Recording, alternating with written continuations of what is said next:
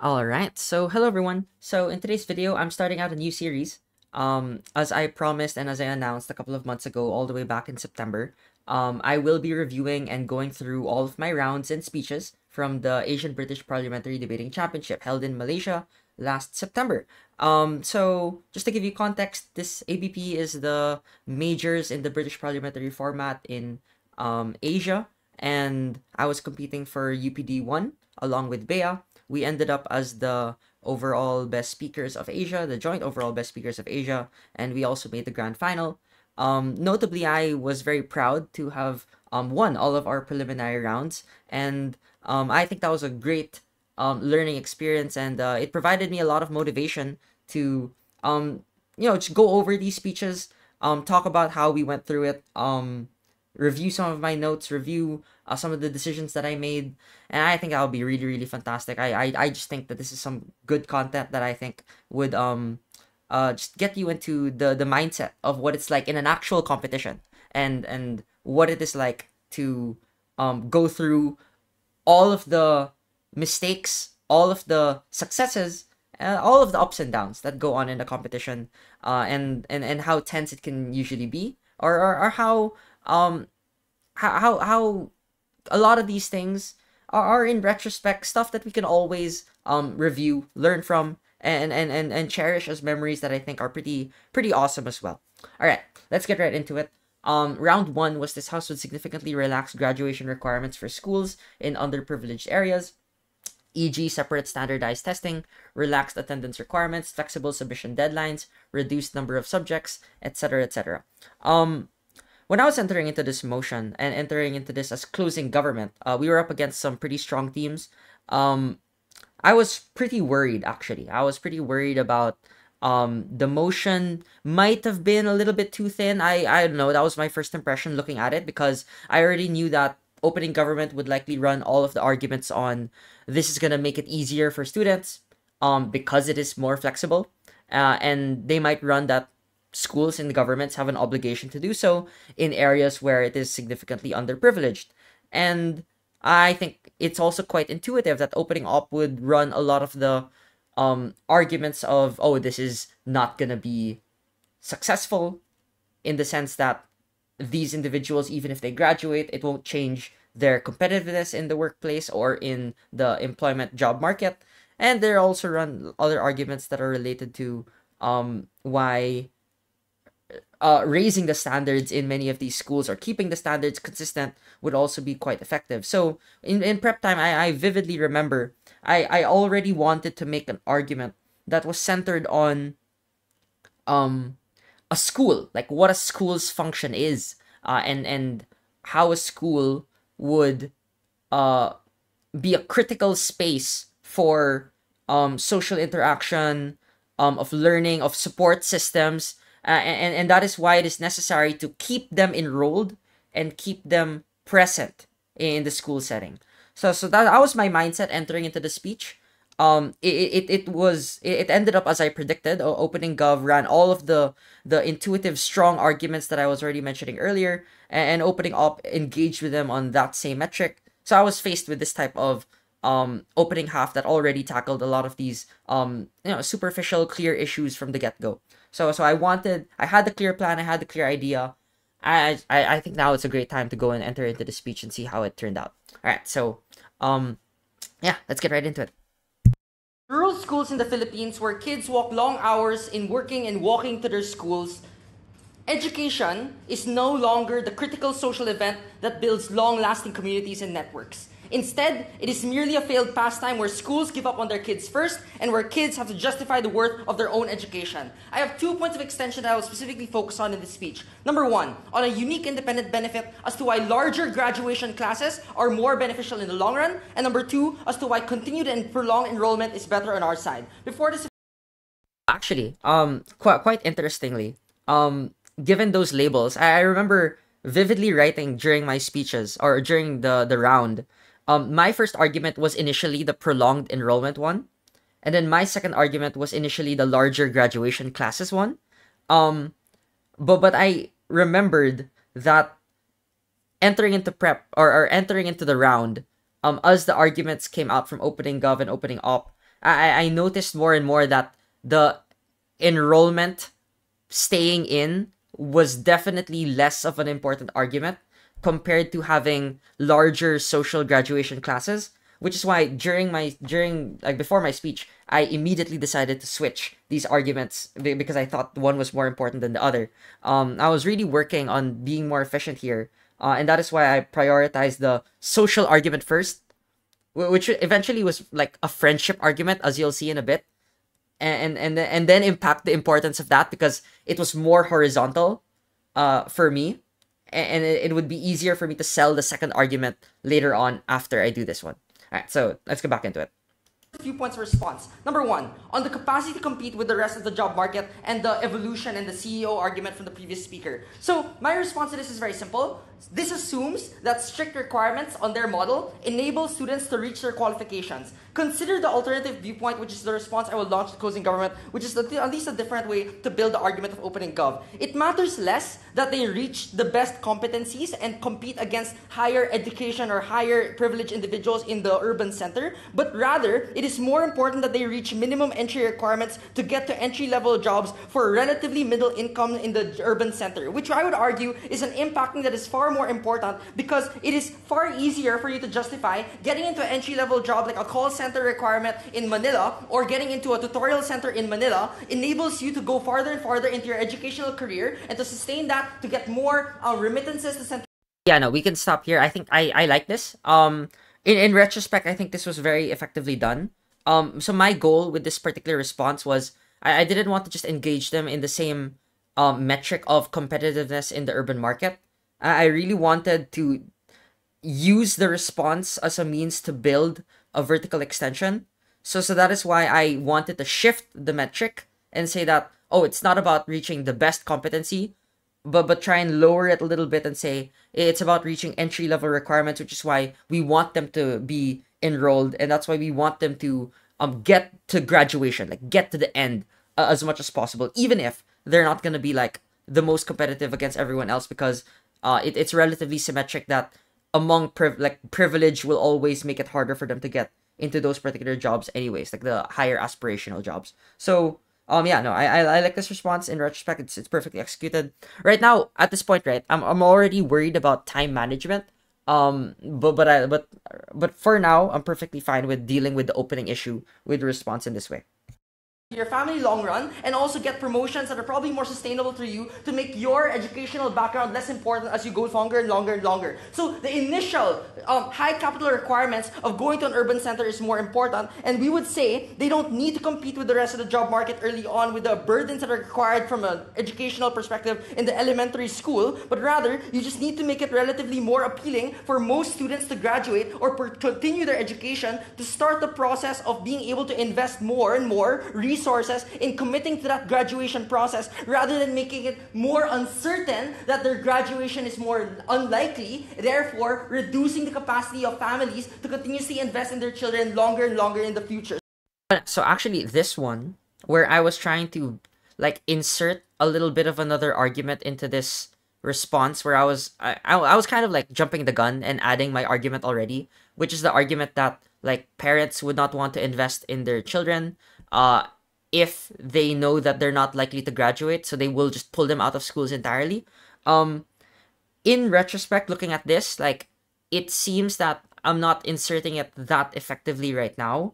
I'm just bringing in the comparative without much framing immediately, like as the actual explicit argument. So, I think it's still correct to say this argument as the idea, but framing it as a response in this one, actually is more of a waste of time rather than productively building the extension. So I think that's definitely one consideration. I definitely remember that I was regretting a little bit after the speech. So we think that it takes a lot of resources to go to an urban center. We make it more likely and more certain and more guaranteed that families invest resources on particular students and their children. Second response, their argument was on like having understanding teachers because there are social narratives that allow that to be the case, while having that coexist with strict. Oh yeah, so just to contextualize, opening opposition was running this argument where they were saying that, oh, but in our side, teachers will already be a bit more understanding, and so us closing government, when my reaction to that response is, well, but that's exactly why we are relaxing graduation requirements. So of course I wanted with this response to use it as an opportunity, not just call them out, but I wanted to um try and be more specific and say that why do we need to make this an institutional requirement? Why do we need to make it an institutional requirement rather than giving leeway to the teachers to do this? And to be fair, I do like this response I'm about to give. I do think though I'd spend too much time on it. Graduation requirements. Why is this unlikely and ineffective? Number one, it's very hard to maintain the balance of having social narratives of low expectations for students while having high, strict requirements. Why is this the case? Empirically, because some teachers may get fired off if they inflate their grades from their students and their kids, and oftentimes schools get taken out entirely from the consideration of applications in colleges and universities simply because of the fact they use strict requirements, but there's an expectation that many of these teachers are going to inflate their grades or have low expectations on their students, or they try and make it easier for them to graduate. Like, we would argue it is relatively easier for you to accept a higher graduation pool of students into certain lower tier universities if you have an expectation that all of these students went through a rigorous program that was at least clearly institutionalized to be lesser stringent and lesser rigorous, because it's easier for you to say that it is more legitimate, more reputable, and easier for you to consistently audit and say that. Yeah, no. I think it's quite clear that like at this point, I'm actually already building a lot. It's kind of a tendency and a difficulty that I've had for a long time. I wouldn't say it's a difficulty. Actually, I wouldn't say if it's a crutch at all. I think it's just part of my strategy at Member always since forever. Because I really do like already adding a lot of material. But as you can see in this particular example, it's quite clear I'm already trying to build the larger graduation classes argument. And so this will make it a little bit more difficult for me to manage my time when building that argument again later on. So, in retrospect, I do think that like I should have just been a little bit more faster in this particular response. But yeah, no, that's perfectly fine. It has been consistently reinforced for a very long time. Like I think like another empirical way to analyze this is that if more students are taught algebra for more semesters as opposed to segmenting it as algebra, then pre-calculus and programming, which require more high capital requirements, then it is more guaranteed for university institutions to accept students who passed all those algebra classes consistently across those semesters, because it's more guaranteed for them to accept that risk for them. So it's more risky for you to accept a student that passed all those classes, because it's more more unlikely that more students are going to graduate on their model. So let me move on to the argument on larger graduation classes being more beneficial in the long run. What is the impacting for this argument, and why is this new compared to opening government? The alternative, and the most likely alternative in their best case, is either segmented and fractured graduating classes, where you have older and younger tier students that have at least have different graduation periods against their students, or having no students not graduate at all or drop out very early. This matters because this is also detrimental to funding decisions on the local government level, but also to the decisions to continue their schooling, and also for community building, because you have families and neighborhoods that invest on pools of students because they know that their neighbor's kid is also being sent to these children's.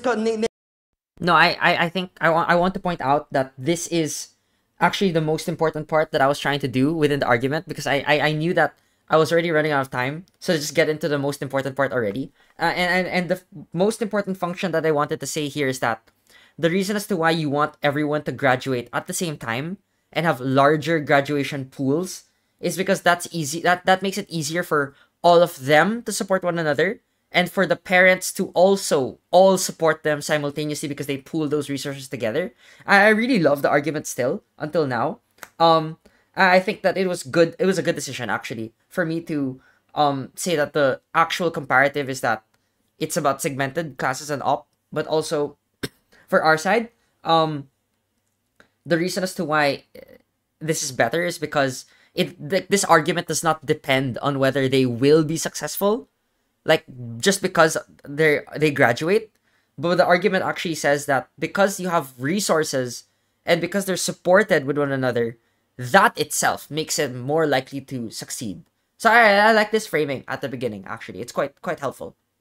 neighborhood and to the school at the same time, because you always want for all of them to go together because their friendships are built on that basis. Independent then of other success indicators, the most important success indicator for students after graduation is oftentimes the social networks that they create as a consequence of graduation. It makes it more likely for these larger graduating classes to mutually reinforce and support one another in the following ways. Number one, through friendship. Do not underestimate the continued enjoyment and emotional support that's gained through having individuals risk with one another and be able to say, hey, let's go to Manila. Let's finally go to Kuala Lumpur. Let's be able to invest in our resources and pool those together because I know I can find a place to rent. I know a place where I can go and find a call center to apply to. Going through these story sharing processes and being able to experience this together and go through those ups and downs is fundamentally important, especially if you graduate at the same time, with the same class, with the same people you enrolled with at the very start of your education. That is more important than any other indicator in this debate. But secondly, you uplift communities in a simultaneous manner because you go to these urban centers together at the same time. You justify it to your parents together that you will not go through it alone. It makes it easier for this resource to be pooled uniquely. I'll take closing.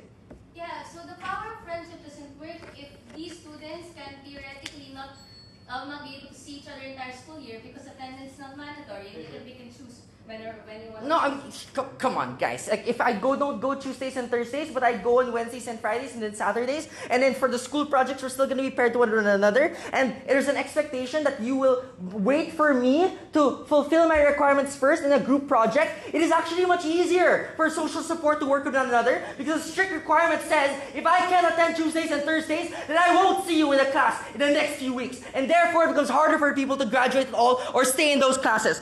Yeah, no, to be fair, I actually think that I was overdoing it at this point. I was having a lot of fun in the response.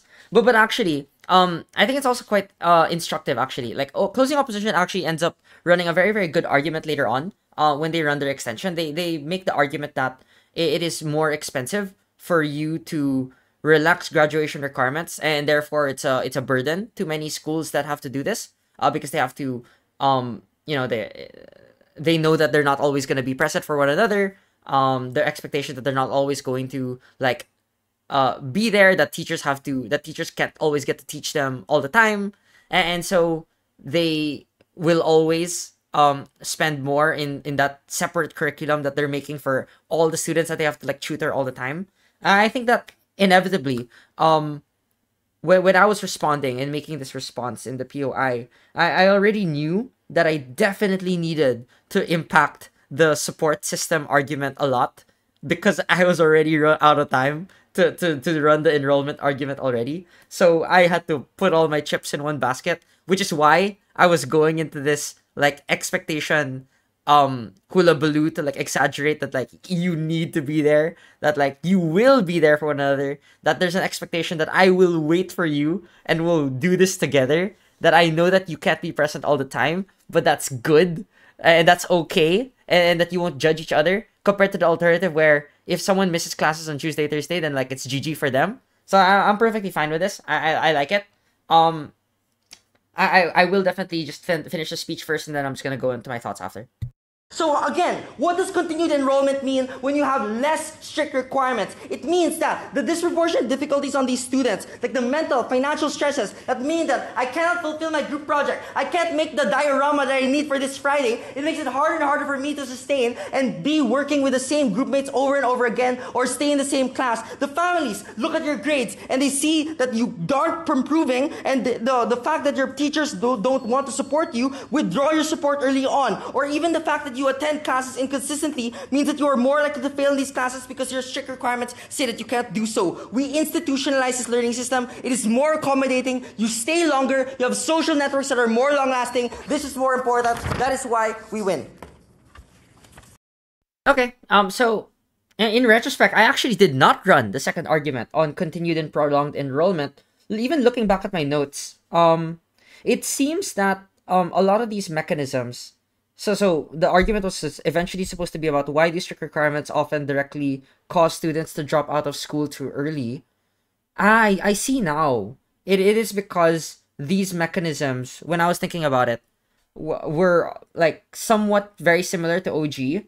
And so what I was doing was I tried to insert them into the response which is like the response here where I'm writing that, you know, families will not invest in you anymore, so they will withdraw your support for you early on, which I ended up putting in the response earlier anyways.